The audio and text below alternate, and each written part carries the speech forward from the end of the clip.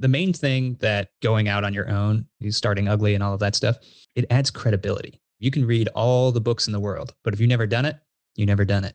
Sure, you can partner with the people who have done it and you can provide value and hitch yourself to their wagon. And there's nothing wrong with that. You just got to find the right partner that's going to trust you and want you to, you got to bring something to the table, right? But if you have that experience and if you've done something in the past, you start building that credibility. Markion, the CEO, asked me, he's like, hey man, you just want to work for us or work with us?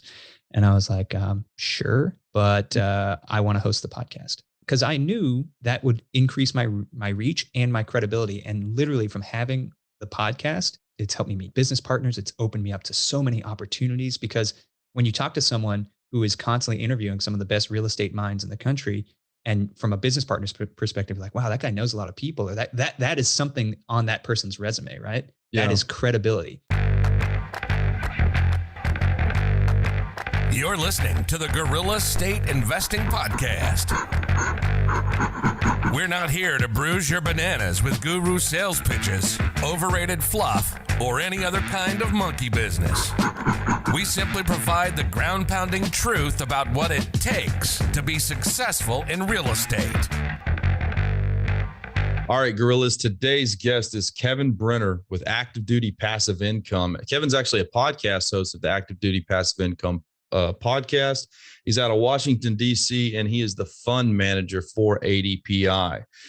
Before we get into you, Kevin, what I do want to say is, if you have not done so already, go onto our Facebook group, From Middle Class to Millionaire. What we are doing is taking people from the middle class and teaching them the rules of the road on how to get out of the middle class via passive income. It just so happens, if you happen to be active duty, today's guest is perfect for you, because Active Duty Passive Income does just that, with a focus on helping military members do the same. So Kevin, welcome to the show, brother. My first question for you is, what are you doing to get your ass out of the middle class? I love that question, Ramsey. And first off, thanks for having me on the show. Yeah, man, I think, I question that every single day, like, what am I doing today to get to the next level? And I think the main thing is creating multiple streams of independent passive income.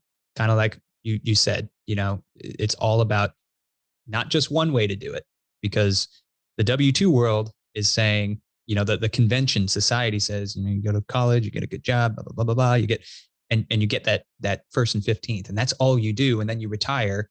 And you're supposed to have, like, I don't know, all this money, I guess. I don't know. But if you're not finding multiple ways to create independent streams of passive income, that if one tanks, you have other things backing you up, then you're not doing it right. So that's what I'm doing.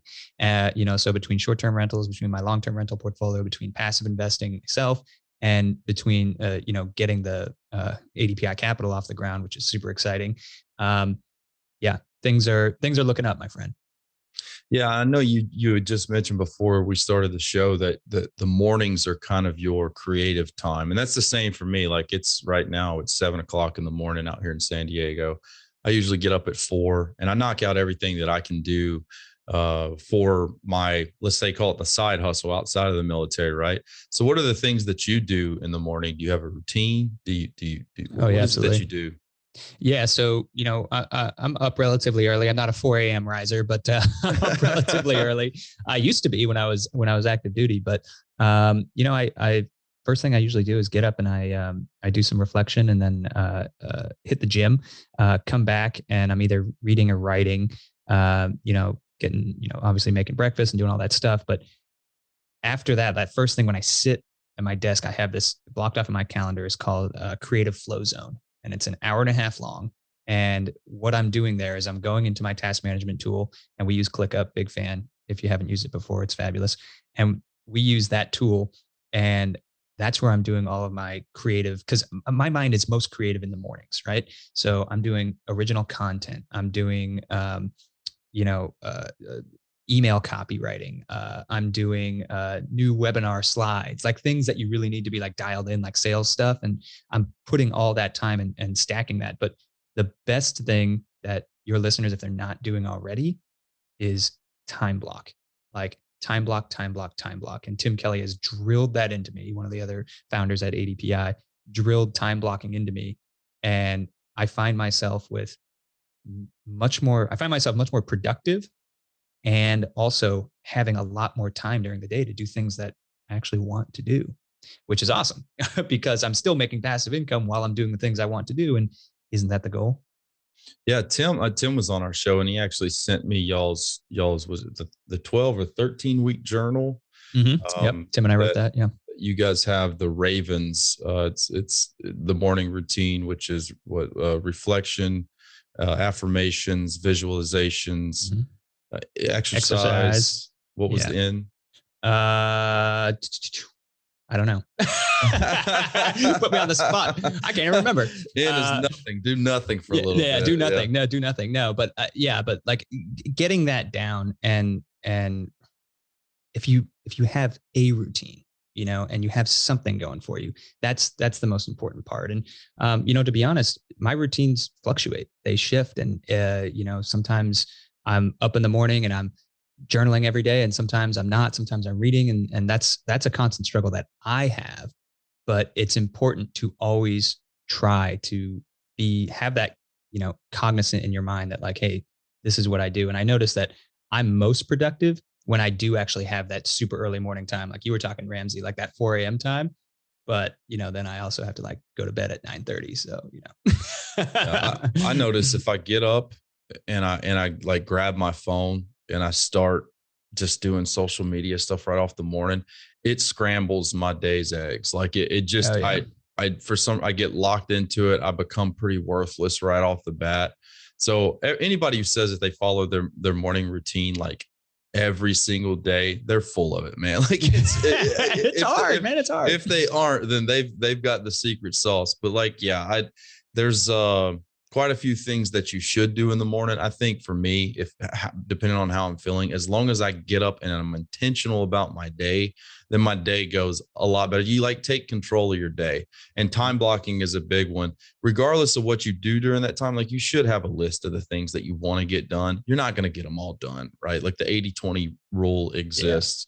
Yeah. But as long as you have that time set aside, like I'm going to focus on this today. And we on our team, we call it like building a mountain out of layers of paint. We're moving the needle every day. Mm-hmm. And I don't do an hour and a half. I do an hour. And like today's hour is get up, do my morning routine. And then I do an hour of real estate. And today is this podcast.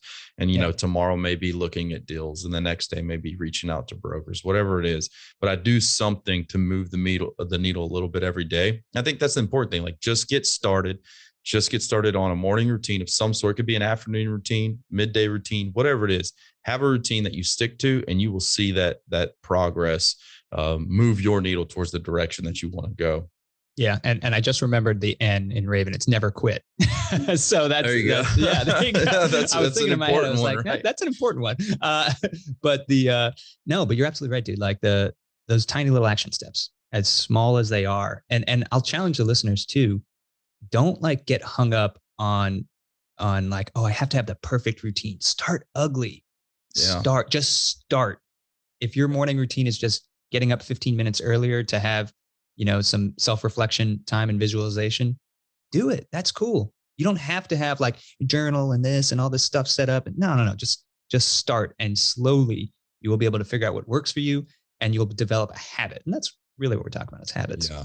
Developing the habit, like just showing up is 90%. Exactly. Just showing. Yeah. That's 90% of exactly. Yeah. Okay. Well, let's talk a little bit about your real estate. Where did you get started in real estate? Was it short-term rentals or your long-term rentals? It was long-term. So a little bit of background on me, 9-year Air Force veteran, and got out in August of 2021. And while I was in Savannah, Georgia, which was not my current, I'm in Washington, D.C. now. I was at the Pentagon before this. So my previous assignment, I had a friend who, a really close friend of mine, who we were playing volleyball together, and, we played on a team and everything. And he said, he's like, hey man, I just closed on my 7th home. And I was like, bro, you're a first lieutenant. I was just pinned on captain. So I was like, I know you can't afford that. Like, I was like, let's see here now. So obviously I was asking questions. I was like, how, just had all the questions. Right. So long story short, he throws me Rich Dad, Poor Dad. I read the book in a weekend, and my world has changed. Everything about me and my financial future has changed. And it hit me at the exact time because I was literally about to buy this condo, which is a terrible deal. And it was the same reason why everyone who starts out in real estate wants to buy something. Oh, I'm sick of paying rent. But I had no idea about cash flow. I had no idea about, equity. I didn't know anything. I was like, oh, rent's stupid. That was the knowledge of my real estate. So, fast forward a couple months, I'm networking my butt off. I'm doing all the education, just drowning in books and self-education. And I get a quadplex with my VA loan. So close on a 4-unit with my VA loan. And about 2 weeks after I close, boom, get orders to DC. So I didn't even have to move into the property, but I'm also now stuck with becoming a long distance real estate investor, right? So, which I knew that was inevitably going to happen anyway. So we close on the property and we start doing renovations and doing all this stuff. The old lady who owned it, she didn't have the internet. She was in her 80s. She was renting. She had these things like ads in penny savers. The old newspaper things you get at the grocery store. Like that's where she was. The tenants there were just nightmares. There was no background checks. They were stealing stuff. They were just like not ideal tenants, and they were also paying like $400 or $500 a month below market rent. So, she ended up staying in her unit because I had to leave, and then I got rid of those other tenants over time, renovated their places, and then sadly she ended up passing away last year, and we ended up got her stuff out and all the stuff, and the family helped, and then we renovated that unit. So now those units, when I bought it, we're renting for about $650, $700 a month. I have them up to $1,400 a month now, long term. And since then, I bought another one up the street. About 6 months later, after I closed on the first one, I was like, "Hey, this business plan works." Got that first rent check, and I called my college roommate. He's like, "Yo, you want to get in on this? Because there's one up the street." So we closed another one, and So and then up here in DC, I have the 2 short-term rentals. But really, my focus lately has been passive income through through what you guys talk about here is syndications and funds and that kind of thing, because that to me is the ticket. Active real estate investing is fun and I enjoy it and it's profitable. But the ticket for me, that the thing, like my superpower that I realized, is raising capital, working with investors, doing investor relations, and really being a connector, connecting investors, both retail and institutional, to the best deals that are out there, and just kind of being that facilitator. And I love that. I love that work. That's such a funny, let's say the same progression that I had, it's very similar stories. But I can kind of see it too, where you buy your first one on your own, you learn everything on your own. You start ugly, right? Exactly, you start ugly. You're doing it all yourself, and then you learn, right? Like you start to develop the template, but you also run out of money pretty quick because your down payment, you didn't have down payment with the VA loan, but I had the renovations and all that stuff. Yeah, you're out of pocket. You're active. It's not scalable in that way, but what is scalable is your education, what you're able to apply to the next one. So the next one, you're like, okay, cool. I need to partner up with somebody to split the risk, split the load, and share the responsibilities. You end up splitting the income, but it's worth it because your workload is and you also you aren't there anymore. So from there, I can already see it. All right, cool. I've got a template. I just don't have the money anymore. How can I go raise money and become a capital raiser? Exactly the math that went through my head when I first started. Sole proprietor of the first one, joint venture on the second, or actually it was like the third or fourth. And then, okay, now I have opportunities, but I can't capitalize on them because I don't have the money to do it. Go out and raise it. And that's what led me to syndications as well. So that's great. And for the people out there listening to that, that is a very good template. You don't have to jump right into 100-unit apartment complexes. In fact, I say that you probably shouldn't. You get started now, start ugly, learn some lessons and move on with your life. Right. So that led you to where you're at now, because now you got a podcast, you're in with the active duty passive income group, which now I'm sure you see the power of having a strong team of mentors to lean against. Like you've raised your net worth because of your network, and you've just got a a very good pool of people to bounce your ideas off of. You don't have to plan in a vacuum anymore. So walk me through where you're at currently today, and what that's done for you. Yeah. I think, you hit it on the head with the team and the network. So the main thing that going out on your own, and what you talked about is, you starting ugly and all of that stuff, it adds credibility. Yeah. Because if you don't have that, no one's going to believe. You can read all the books in the world, but if you've never done it, you never done it. Yeah. And that's just how it works. So, sure, you can partner with the people who have done it and you can provide value and you can kind of, I guess, hitch yourself to their wagon. And there's nothing wrong with that. You just got to find the right partners that's going to trust you and want you to, you got to bring something to the table, right? But if you have that experience and if you've done something in the past, you start building that credibility. And it was really interesting. So I'll tell you, Ramsey, what I did is I followed Brandon Turner from Bigger Pockets. I said, what did Brandon Turner do? And how can I do what he did? And that was part of the gig, when, what's this on? Oh gosh, it's almost been 3 years now, I guess. I don't know. So since I came on the active duty passive income team in an official capacity, Markion, the CEO, asked me, hey man, like I was providing so much content. So I was providing value because that's how Brandon got started, right? With Bigger Pockets, just providing value. So I was in the group and it was a small group and I was just trying to help, sharing what I had figured out, which was not much at that time, but better than nothing. Anyway, after a while, Markion asked me, he's like, hey man, you just want to work for us or work with us? And I was like, sure, but I want to host the podcast. And I was like, done. And that was, because I knew that would increase my reach and my credibility. And literally from having the podcast, not only did it's something that I enjoy doing, but it's given me, it's helped me meet business partners. It's opened me up to so many opportunities because when you talk to someone who is constantly interviewing some of the best real estate minds in the country, and from a business partner's perspective, like, wow, that guy knows a lot of people, or that is something on that person's resume, right? Yeah. That is credibility. So the number one thing as a capital raiser, before you can really become a capital raiser, is you got to build some authority capital. Who the hell are you? Yeah. And you got to be strategic about it. And it's a lot of work and it takes time, but slowly take those action steps and really follow the same thing that you guys are doing. I've been following you and your partners, and you guys are crushing it with the Facebook group and sharing the content. And this podcast is awesome. And like everything you guys are doing, guys, it's the same roadmap. Why do you think there's so many real estate podcasts out there? Because there's great content to be shared, but also it's about brand building, right? Yeah. Building the gorilla brand, building it out, badass logo, like freaking love it, man. But like that is a brand is so valuable, whether that's a personal brand or a corporate brand. So anyway, I had to go on that tangent a little bit, but to answer your question, yeah, like kind of what I'm, with the active duty passive income team, I came on, started with the podcast, then started into the single family and took on the role of director of single family education. So I started doing webinars and masterclasses and coaching and all of that stuff because I wanted to share that knowledge.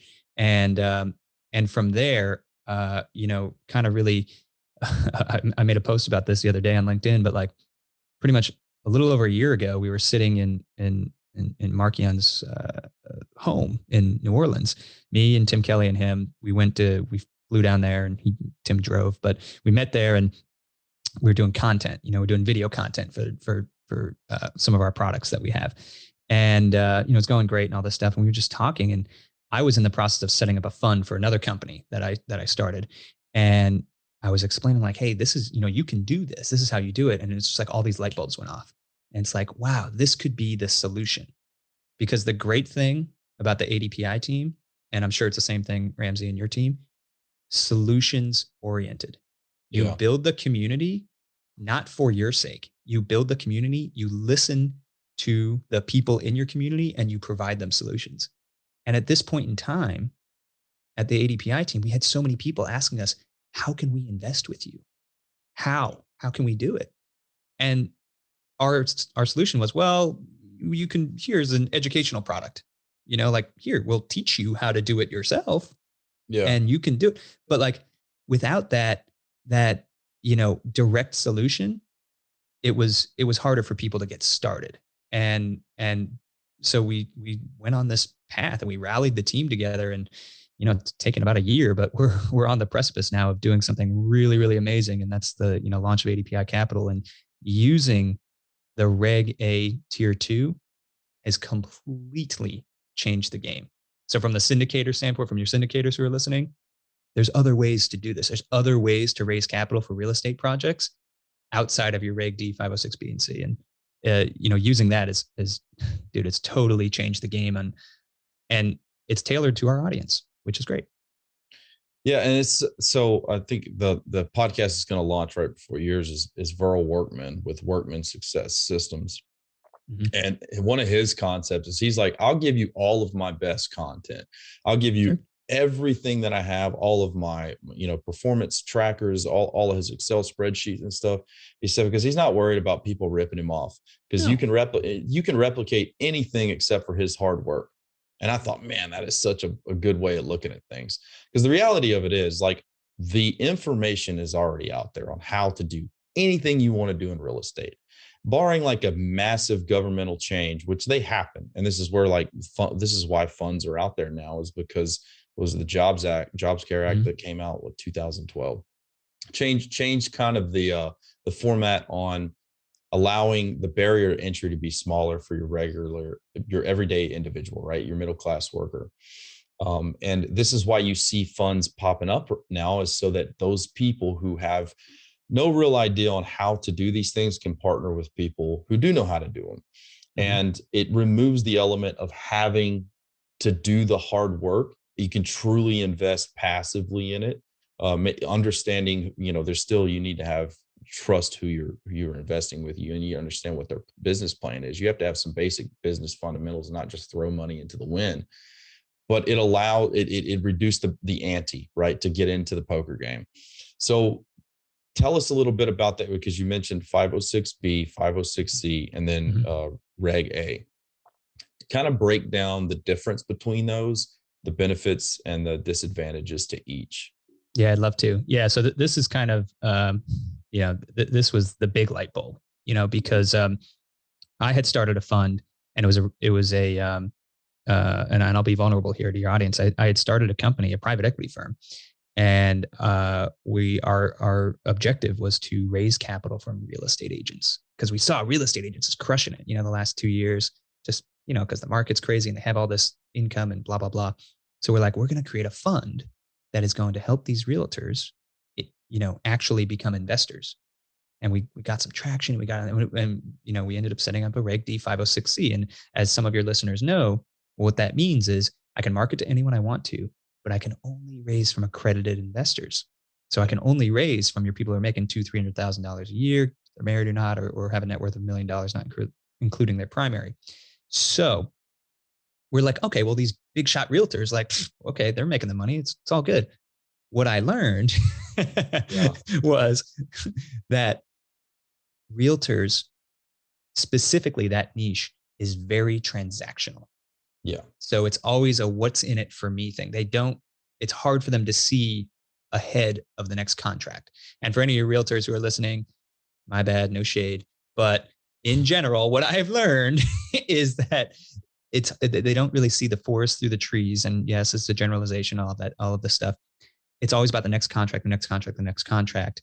And it's always, well, can I get a referral fee for that? It's never about creating passive wealth or getting off the, I guess, realtor train. Like, they don't really see that ever ending. So long story short, that company ended up failing, and we bought some properties and stuff, but we were like breaking even and just didn't work. Right. So went back to the drawing board and took all of those lessons.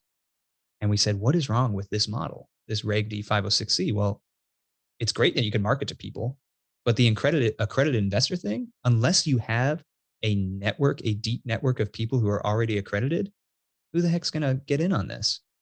Yeah. I was naive enough to think that, we're going to use like Instagram and send messages out, and people are going to be coming out of the woodwork, and they're all going to be accredited, and it's going to be great. It didn't work like that. Yeah. So the other option, and your syndicator listeners know this already, was like, well, what about a 506B?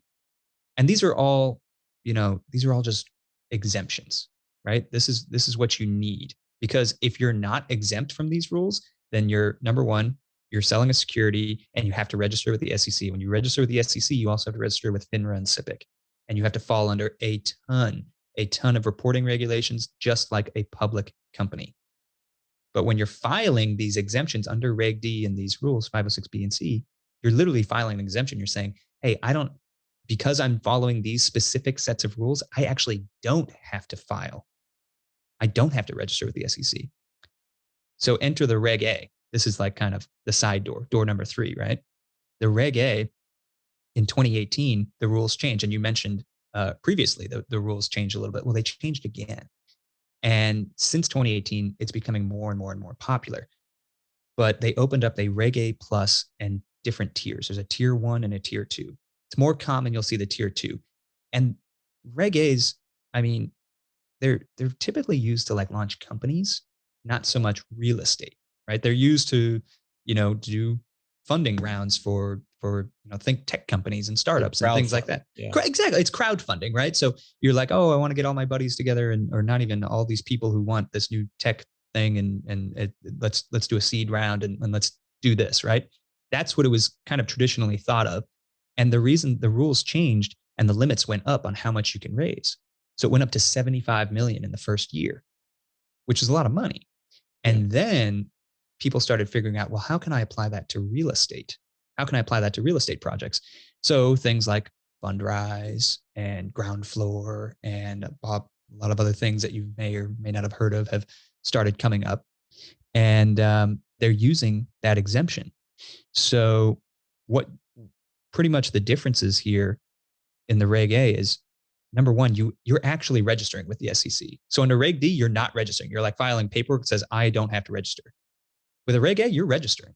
It's called in the industry, it's called a mini IPO, right? It's like a miniature initial public offering. It's a lot of paperwork. Like, Ramsey, how much was your PPM? How many pages, give or take? Like 130. Oh, wow. Okay. So this, our Reg A, our Form 1A was like 170 or something. So, okay, about the same, right? Like, cause I've done PPMs that are like 40 pages and, whatever. But yeah, a lot of paperwork, and you file, and then you're registering, and then the SEC reviews it and they hit you back with comments and you go back. So it takes a long time to set up. So if you're doing this for an individual deal, it's probably not worth it, because it's going to take you like a year to set up. Yeah. Or at least 6 months. And by then, I'm sure the contract, like, no one keeps a commercial real estate thing under contract for 6 months. Like, it doesn't work like that. But the fun side of it is really cool, because you can set this up, raise from your community, and the perks are, you can raise from anyone. No accredited status is required, right? You can market to anyone, which is great. The minimum investment, which is kind of another barrier for a lot of people, even in the 506B world, you can have a pre-existing substantive relationship with the GP.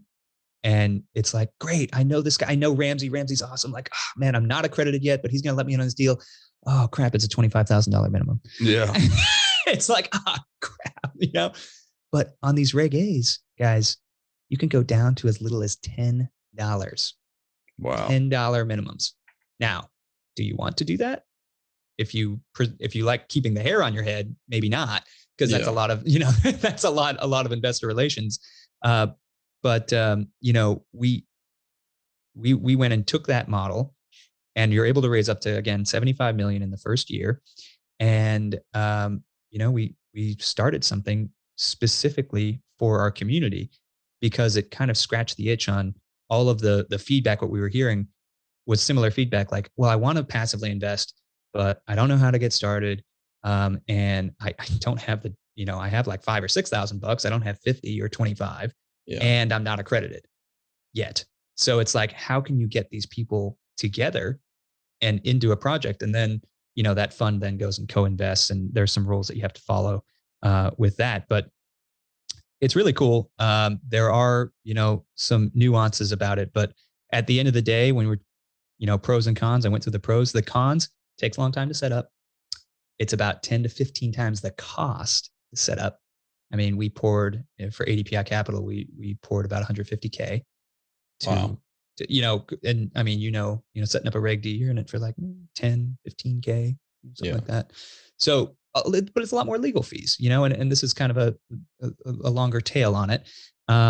But it's something that, because you can raise so much and you can raise from anyone, it just opens the floodgates to people. And it fit our community, the active duty passive income community, where we have this, community of 55,000 military real estate investors. It just, we pre-launched and it was just like a flood, dude. It was like overwhelming responses of emails. I was like, wow. And, in 3 weeks we have, soft commitments of like $2 million. Well, now I'm exaggerating, 1.56. I just looked at the screen right now, but nice. in 3 weeks, and we're just like blown away by the, by the response. And it's, again, it all comes back to providing the solution. That's what it's about, man. Right. And so I do want to capitalize on a couple of things, because for the syndicators out there listening or wanting to get into syndications, the way that you should look at this is like a 506B and a 506C is money that you raise for a project, but the Reg A is money that you raise for a plan. Right. So whenever you go, if you're doing a 506B or 506C for a syndication, you've identified one property or maybe a portfolio, but this is what I'm buying and I need to set this up quickly, raise the money, close out the subscription once everybody's invested. And then now you have your investors for the life of that property until you sell off the property. For a 506A, minimum investment, a lot more investors can get involved, and you guys do rounds, right? So you have like a certain period of time in which you have to raise X round one, and then you can now go out and buy properties of a certain make and model, as many properties as the fund has money to do that meet the model that you're looking to raise for. And then once all those funds are sent out and the money starts coming in, that money goes back into the fund, the profits get paid out. And then when that property gets sold, you have the ability to keep that money in the fund from disposition and grow it. It's a more of a timeline based than a project based. Now, when you buy a large apartment complex, you're probably going to put an exit strategy and a timeline in your pitch deck, but it's for that one property. You open it, buy it, close it, and then pay out dividends along the line until disposition. But with what you guys are doing, Kevin, it's essentially, this is what we want to do, invest in us, and then you go out and do it when you have the money to do so. So it opens up opportunities for people who want to do fix and flips, right? I need to buy cash so I can get it at a discount. I can use the money for economy of scale and buy multiple properties. I can use money from the fund to get discounts on large, like bulk materials or contracts with large to reduce the price and increase the economy of scale with contractors. There's so many different benefits to just having the capital available for the plan that you want to implement. Yeah. So that's kind of the two differences is, are you syndicating a project, or are you syndicating a plan, is the way I would break it down. Kevin, I don't know if you would agree or disagree with that or have any comments on it. Yeah, no, I mean, it's pretty much, it's pretty much what you said. And with the Reg A, it offers another level of diversification, because if you have an investor who's like, hey, Ramsey, you got a great multifamily property and you're syndicating it, right? Like you said, it's one property. God forbid that property tanks, something happened, whatever. That's, every investment carries inherent risk. That happens. If you're in a fund, one of the benefits is the fund is diversified into, different projects around, in different markets, from self-storage to mobile home to multifamily. So you're kind of, literally spreading the wealth, a little bit across these different projects, and you're hedging a lot of risk that way. So I consider, the Reg A for listeners out there who are considering becoming LPs, it's kind of like LPs on training wheels, and you can learn all about these different projects. And then you can decide, you know what, I really love mobile home parks. Let me go find a syndicator that I know, love, and trust, who is specifically into mobile home parks, because that's what I love. And I already know how to underwrite these. I know how to do these. Or you might go and say, I can do this myself, whatever. Yeah. But it's giving that opportunity for folks and the access that I think is the big wall. And, right now, the SEC is actually contemplating a rule change that could bring the accredited investor threshold up to 10 million in net worth. So if that happens, that is going to kill the 506c game, unless you're already like, whatever, you have that network. But something's got to give there. And who knows if it's actually going to happen or not. But it's the big rumor going around in the SEC world right now is, what can they do? Because people are, the rules haven't been changed since the mid 80s. Yeah. And not $1 million was a lot of money back then. Now it's like, it's a lot of money, but it's not 10 million, And not only can they get involved by doing that, they can get paid while learning, right? It's exactly dynamic because you see it. You're in the game, you see what's going on. You see a template. It's borrowed confidence is one thing I like to talk about. Like what these guys are doing, and I'm learning from them, getting paid to do it. What's the downside? Now, obviously, there's risks involved, and I imagine the money you invest is locked up for a certain time period. It's not liquid. But the stock market does this all the time. Like if you go into an Edward Jones and you invest with Edward Jones in a certain, and I'm not very big at in stocks, I don't know too much about it, but I know that whenever you hire a stockbroker, essentially they invest in different type of stocks. They'll do some stabilized stocks, like your TSP. You have your different different funds, I think, like the G and the this and the you're putting money into different funds. Some are higher risks, lower return, more stable. They're backed by securities, whatever it may be. Essentially, you guys are, or any fund manager is like a stockbroker for real estate, for lack of a better term, because it's inside the fund. They say, hey, we're going to do some long-term holds that are equity plays. We're going to do some, maybe we're going to buy some properties that are good at cash flowing so that we pay some money off now. We get some returns now, but they're not going to have big, they're not going to have big equity pops in this market. And then maybe we'll do some fix and flips inside the fund too, so that you can get quick 6-month to 12-month returns in your investment. And it all kind of blends together. Diversifies it's a diversification within real estate, but it's from the same fund. I really like that about the kind of, I don't know if the word is an open fund where you invest into it and now they have multiple opportunities to invest in, whereas the syndication is, it's this property, this is the plan, this is the expectations, we may hit them, if the market changes or the market tanks, this property is what you're betting on. So it's a lot more expensive to set up, which means there's a lot more legal fees, and I imagine those legal fees get paid for by the fund itself. But being able to raise, like what's the goal for how much you guys are trying to actually raise? Yeah. So this first fund, we're looking at doing 10 million.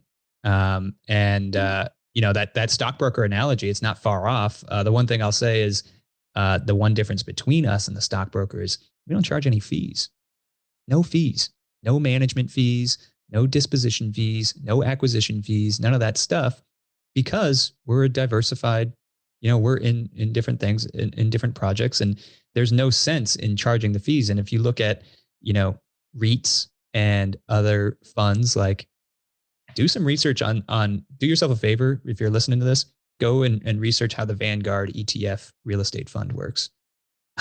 I'll tell you how it works. It works by it's a fund of funds, and it's a fund of funds, and each layer of that takes a little cut, takes a little cut. And you want to know who's the big loser at the end? The retail investor. Yeah. But everyone pours trillions of dollars into that every year because it's considered, so stable, because it has all that diversification.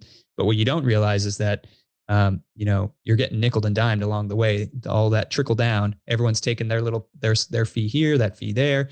And, it's great if you're, I guess, in one of those layers. if you're at the end, not so much. Yeah, man, we're doing 10 million with this. And, honestly, the response has been, like I said, overwhelming. It's been incredible. I hear. So what is the flavor of the fund? Like, what types of properties are you focusing on?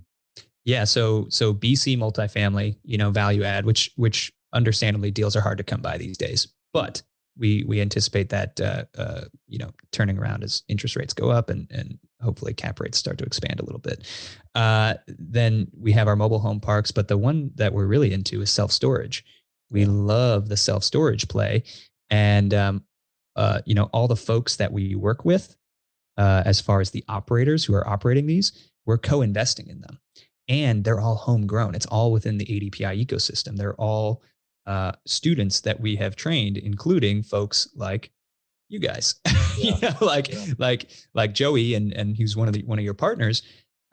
He's in that community. He's in the active duty passive income community, as well as Ramsey. And it's that community where we're able to keep everything and have that trust, knowing that these people are good to go and they're good at what they do, because to a certain extent, we've taught them everything. And we, is the royal we, it's Tim Kelly, it's Eric Upchurch, it's Adam LaBar.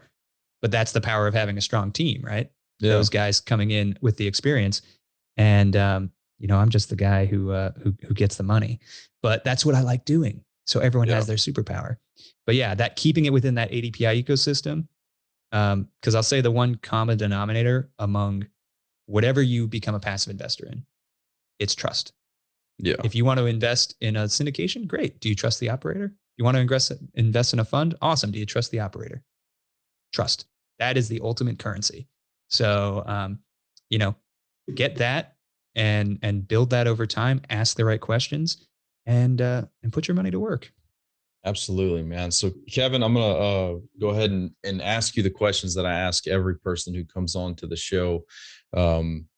The first question that I ask, and so I did not preload Kevin with these questions. Normally I do.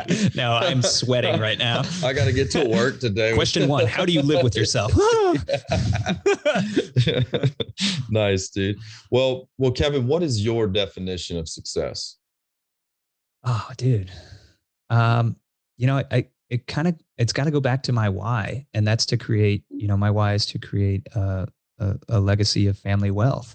And not just family wealth, but family wealth that's rooted in a foundation of financial education, joy, abundance, and service to others. So if I can hit those 4 key principles, that's my measure of success, man. If I can't do each one of those 4 principles every single day, I can do one of them and I can know that I'm still on the right track. But as far as my guiding light and measuring that success, when I'm doing deals with other people, it's got to hit those 4 key principles, man.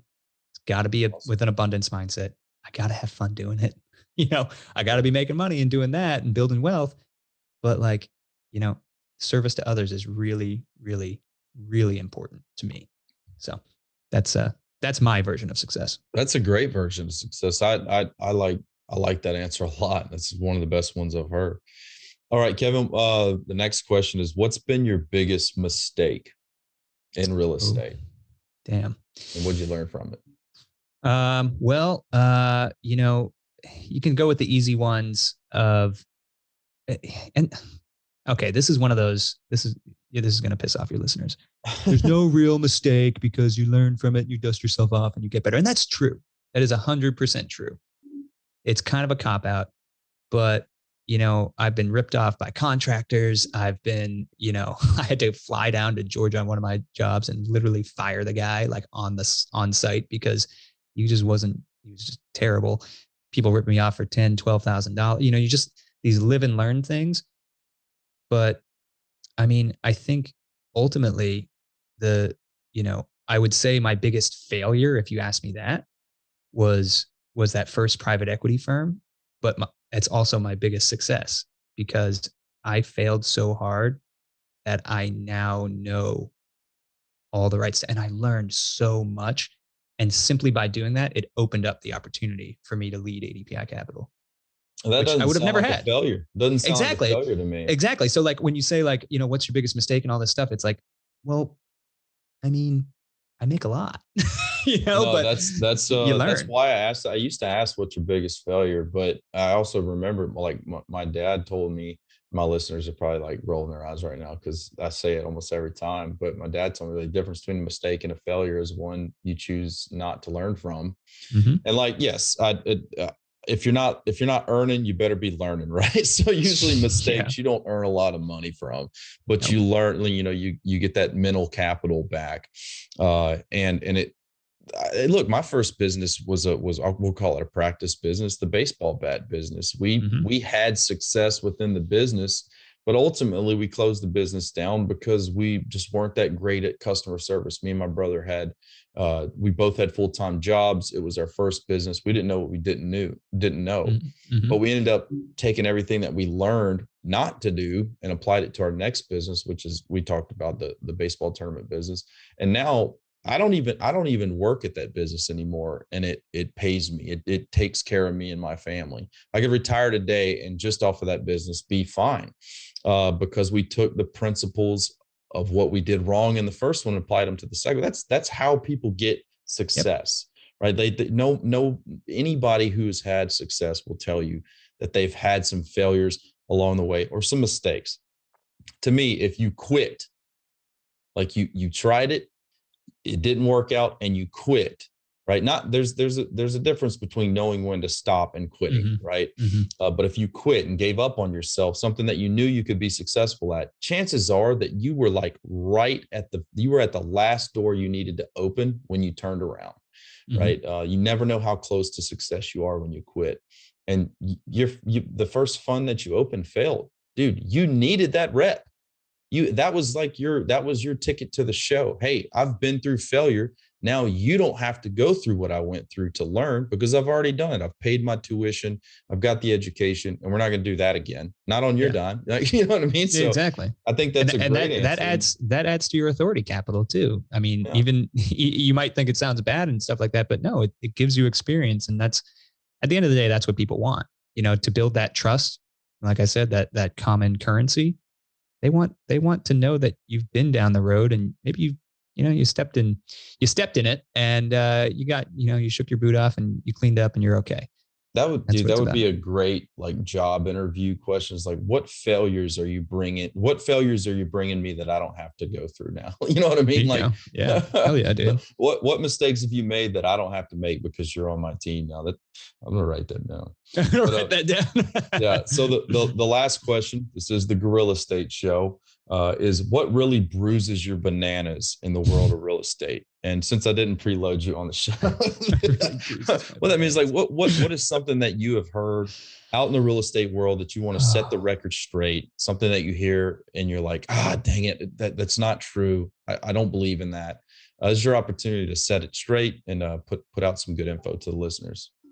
Yeah, man. God, it could be a lot of things. We could talk about general underwriting and the aggressive underwriting that's going on in the commercial world and really get into the nitty gritty on that. But I think, from wearing my coach hat, even just on the single family side, when people tell me that I just don't have the time, I don't have the time to do, I really want to do this, but I don't have time. It doesn't make me, it used to make me angry, because it used to be like, no, man, you have the time. Let me show you how to do all this stuff. You can do this. But now, it just proves the people who want it versus the people who don't want it. And that separation. But the people who, pretend and then they come up with the excuses, man, it's just like, okay, well, if you want to live that life, that's cool. Do it. You don't have to invest in real estate. You don't have to learn. You don't have to do this stuff, but stop asking me questions. You know what I mean? I want to help people. I do. But my one requirement is that you want to be helped. Yeah. And that is something that I learned over the time, because when I started coaching, and I'm sure some of your listeners are in coaching programs or whatever, but you start doing that, and it's you want to help everyone, right? Everyone's your little baby duck, and you want to see them fly, But what I learned is that some people, even if they're paying for coaching and they're doing all this stuff, they just don't want it, and it was hard for me to conceptualize that and I understanding the consumer, the rational consumer. I gave up on that too, man. I don't know what people spend their money on. They can buy $1,000 a coaching program. They don't even show up to class. All right, I mean, Before it used to like personally offend me, but now I'm just like, all right, cool, man. Like, Yeah, it is what it is. So yeah, that kind of bruises my bananas. Hopefully that was an acceptable response. I love that. No, that's a great one. I get asked all the time because I'm active duty. I'm a Master Chief in the Navy, still active duty. Got a baseball business, uh, real estate, podcast, family, kid. You know what I mean? I got all this stuff going on. People ask me all the time, Ramsey, how do you have the time to do this? And my response to them is, I don't have time to not do this. Yeah, right? Like facts. I am buying back my time through passive investing. It takes time up front. Most real estate, unless you're passively investing in syndications or something, most real estate is active to passive. You have to put time in to make it passive. You've got to flip it. You've got to turn it. You've got to figure out the formula, but then it becomes passive later on down the line. So we call it like partially passive real estate investing, right? But once you do that, like that time up front buys you so much time on the back end. Like right now, my wife was able to stop working and stay home with my child because of real estate investing. She's able to go back to college now to do her dream job, because when she first went through college, it was like right in the dip of the economy. She went after a safe job. She was an ultrasound technician, and over the years she liked doing it, but over the years she got tired of doing it. It wasn't worth her time anymore. So now she wants to go back to school to be a designer, and she's in her senior year because we didn't depend on her income anymore. Real estate replaced it. So that I bought back that time with my wife. She stayed home with her. She stayed home with our kids. When I get off from work, she's at home to see me. And now that I'm transitioning out of the Navy, she's going to pick up and go follow her dreams. So I don't have time not to invest, right? Like, what's the alternative? That I continue to work until I'm 60? That's what I don't have time to do. I don't have time to work till I'm 60, right? So I 100% agree with you. You're not. It's not that you don't have the time. And I ask people this: who has more time in a day, a bum or a billionaire? Same amount. They all have 86,400 seconds. One just prioritizes what he does in a day differently than the other, right? And if you tell me what your priorities are, and then you write down what you did today, I guarantee they don't line up. Because if you say your priorities is spending time with your family, but you're at your 9 to 5 and you take overtime and you work the late night shift or whatever it is, well, don't tell me that. Why don't we start living with integrity, man? Because you're telling me that your most important priority is spending time with your family, but you are slaving away for a half day, every chance, every opportunity you get, because you think that the most important thing that you can give your family are the things that are in the house, the cars that they drive. Nobody gives a shit. All they want is your time. So give it back to them and buy it back through investing. Like, figure it out. Like, not to be harsh, but that really is what I end up saying. You got to figure this out, man, because if you don't, no one's going to do it for you. Correct. So Correct. I go on a tangent about that. I love that. Let me say this one thing. When you asked me what bruises my bananas, that's what I meant to say. What you just said. So for all the listeners, it's what he said. All right. Figure it out. Yeah. Figure it out. Yeah. Well, I don't think we're going to offend any of the listeners I have, because they're obviously listening to this because they're interested in it and want to know how to do it. But stop bitching about it. Like, you got to put in the time. You got to put in the work. Like, that's exactly what Burl Workman says. You can copy anybody else's plan. The only thing that you can't copy is the hard work that goes into it. And it is hard work, but it's worth it, right? It's worth doing it because on the back end, you get your life back. And God dang, man, you only get one of these things. So quit giving it to someone else. Yeah. I agree, man. I love it. All right, Kevin. Well, before we wrap up the show, I want to give you the opportunity to tell people how to reach out to you. How do they find out more information about your fund? How can they follow you, your content that you're putting out? Just go ahead and plug yourself before we wrap up. Yeah, I appreciate it. So if you're interested in how reggaes work and you're interested in the fund, super easy. So there's two ways, right? The first way, you're listening to this on your phone, you're at the gym. Don't do this if you're in the car, people, please. But all I want you to do is text ADPI to 33777. You'll get all the information you need, just like that. All about the fund. ADPI to 33777. Send that text. You'll be good to go. The other way, just go to adpicapital.com. I mean, Ramsey, I don't know when this podcast is going to come out. But as of this recording, we have about 1.5 million committed, and we're getting up to 10. And I don't know how long that's going to fill up, but there's always going to be another opportunity. There's always going to be another fund, and all you can do is kind of just get in the community and learn how we do what we do and why we do it. And that's really the best way to develop that common denominator of trust, right? Yeah. And what does your military affiliation have to be able to invest in y'all's fund? You don't have to have a military affiliation. You have to want to be able to help yourself and build wealth. That's it. That's all you have to be. Now we work with the military community and the active duty passive income community, but there's no prerequisite. So if you're into this and you're looking for a solution, and you might not have the 50,000 or 25,000 to do the the minimum, or you might not be accredited, but you still want to put some money to work and maybe get it out of the stock market, which is like a freaking roller coaster right now. Then look, give us a look, reach out, send that text. You never know what's going to happen. All right, Kevin, I appreciate you coming on the show, brother. I hope you consider me in your network, and reach out to Kevin, guys. It's awesome content, and I hope to see you again soon, brother. Yeah. Thanks, dude. Thanks for listening to the Gorilla State Investing Podcast, where we give you the ground-pounding truth about what it takes to be successful in real estate. Learn more at realfocus.org/Gorilla State Pod.